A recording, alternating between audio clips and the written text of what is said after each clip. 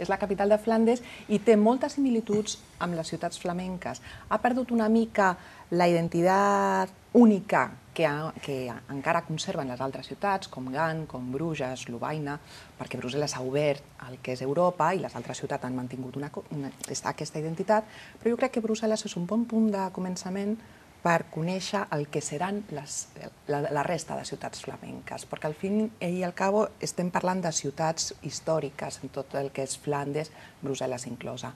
I al sud, que és molt interessant, al sud de Bèlgica o Valònia, és un altre tipus de turisme. Té també ciutats, però sobretot és molt natura, paisatges i aquesta gastronomia també, però la gastronomia general de tota Flandes i de Bèlgica, Brussel·les, Valònia, tot.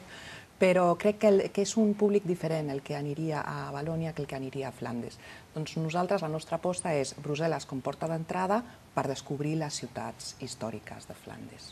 I el boom, diguem-ne, logístic de Flandes en aquests moments, és la porta, en aquests moments és la porta d'entrada de les mercaderies asiàtiques, i és el gran descobriment, és el gran model que ens posen tot el dia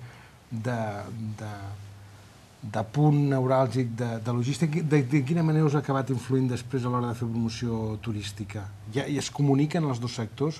Funciona o la gent va a fer operacions logístiques a Flandes i marxa i és una terra ningú? O realment estan prescrivint? Et refereixes als intercanvis que hi ha ara amb el sector comercial. Influeixen d'una manera molt positiva en el que és el turisme. De fet, acabem d'obrir nosaltres també oficina a Xina, oficina a la Índia, oficina a Moscou. Doncs és una mica Brussel·les com a accés d'Europa i com centre neuràlgic, clar que aporta comerci i aporta negoci, però també aporta un interès. Doncs la gent ja comença a parlar de Flandes o de Bèlgica com a destinació turística en llocs on mai s'havien pensat. Era París, Europa era París i, bueno, poco más, no?, per a aquesta gent.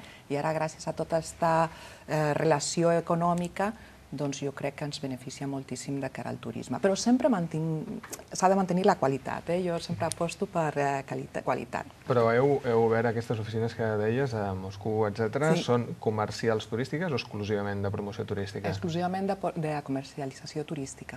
Bueno, comercialització no, representació turística. Va, de representació turística. Àngeles, les fires. Exacte, hi havia una pregunta pendent. Tema fires. Avui, any 2009, a punt de celebrar-se ja pràcticament Fitur, les fires continuen sent vàlides? Les fires continuen sent vàlides si es mantén l'idea i l'objectiu i la diferenciació entre fires professionals, fires de client final o de fires turístiques només. Nosaltres anem a Fitur i estem contents de la...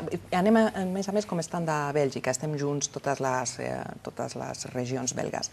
Anem a Fitur, estem contents del resultat. Ara, mira, ahir vam parlar amb l'oficina de turisme d'Holanda, que ens va trucar perquè Holanda no hi va ir a Fitur aquest any i ara les seves ciutats i els seus hotelers li han demanat d'estar a Fitur perquè volen estar ahí. Doncs ara, a última hora, ha canviat. Jo crec que sí, que encara els contactes professionals que es fan a Fitur no es signen cap contracte, però sí que és un punt d'encuentro entre tots els que estem al món del turisme i que cal mantenir això. Sobretot a mi m'agrada molt de Fitur que sigui al gener, perquè és com el punt de llançament de totes les novetats, de totes les informacions. Jo crec que els professionals i que esteu als mitjans de comunicació arribeu allà i en 3 dies us feu com un panorama del que serà l'any, i després ja cal desenvolupar tot. Costa, Costa moltíssim. I després que confiem molt al Saló del Turisme de Catalunya, que el CIT que nosaltres... Que és fira dedicada a usuari final. Usuari final, i és fantàstica, perquè s'ha de dir que Fitur per l'usuari final no és la panacea. S'ha d'estar allà al cap de setmana, doncs estem al cap de setmana per respecte a la gent que ha pagat l'entrada, però realment no és un turista que t'arriba i que et demana perquè vol viatjar, no. En canvi, aquí a Barcelona sí. I anem també a les fires que se celebren a Bilbao i a Expo Vacaciones i a Sant Sebastián, Sevatur. Són dues fires també absolutament diferents, fins i tot l'una de l'altra. Sí, exacte. És curiós, és molt curiós, Però penso que la gent del País Basc també és una gent que li agrada molt informar-se abans de viatjar i, mira, ens tracten meravellosament i aprofitem per estar allà. Senyors, últim minut del programa, per tant, apreciació curta, diríem. Se'm fa difícil. No, ara que has comentat allò del País Basc, anava a preguntar si heu pogut observar si des que aneu a les fires del País Basc hi ha un increment de turistes bascos o aneu a les fires del País Basc precisament perquè hi havia un increment de turistes bascos cap a... Ha sigut una mica les dues coses. Nosaltres vam anar a Bilbao primer perquè van ser la companyia aèria que va començar a anar-hi i ens han demanat, voleu venir, i finalment vam acceptar.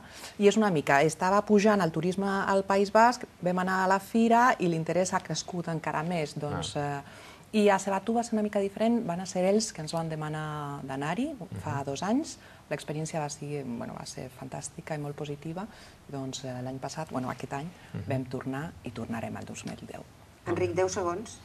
Gràcies. Gràcies, encantada. De res. Molt interessant. Ángeles Alonso, moltíssimes gràcies per estar amb nosaltres, per acompanyar-nos en aquest debat d'avui. Ens ha agradat molt descobrir una mica com es mouen les oficines de turisme i ja ho saps, sempre que vulguis pots passar-te per aquí i parlarem de turisme, que és el que més ens agrada. Senyors, moltes gràcies. Enric, gràcies per estar una vegada més amb nosaltres i Jordi, el mateix. Ens tornem a veure en el proper programa. Ja ho saben, hem esgotat el nostre temps per avui, però tornem i seguirem parlant de turisme i de viatges, en definitiva, en aquest debat de Comunicatur. Adéu.